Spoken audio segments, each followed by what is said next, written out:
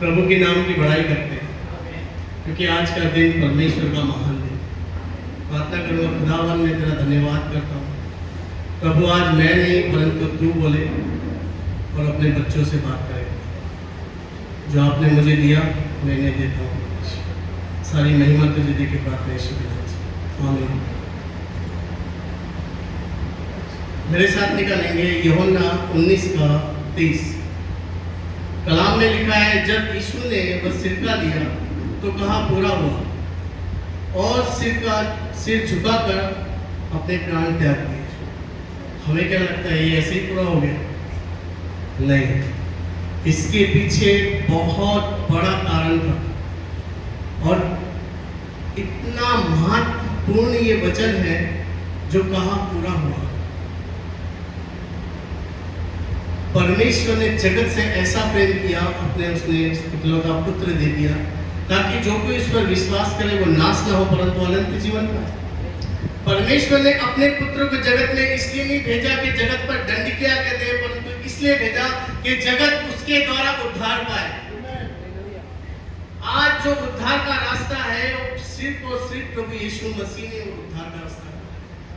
मेरे भाई और मेरी बहनों, परमेश्वर के कलाम में लिखा है, रोमियो की पत्री उसके 5:8 में, हमसे परमेश्वर बहुत प्रेम करता है और एक प्रेम उसके क्रूस पर दिखाया। आपको मतलब एक क्रूस जो है वो इस तरीके का है।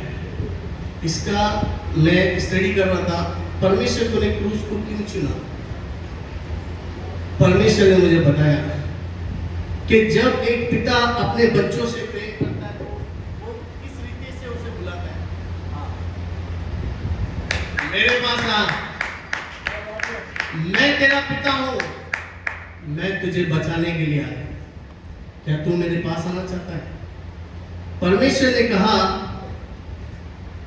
मेरे साथ कोई एक वचन निकालेगा, यूहन्ना की पत्री उसका 3 अध्याय उसका 17वां वचन।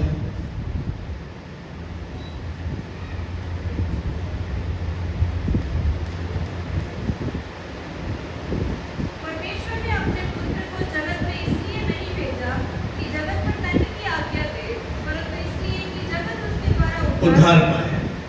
पहला यूहन्ना उसका 3:17।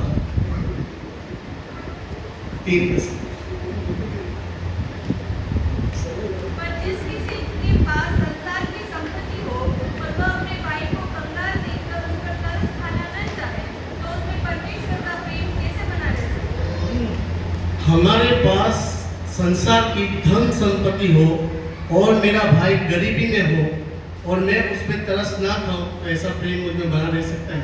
परमेश्वर का प्रेम मुझ में बना रह सकता है? नहीं।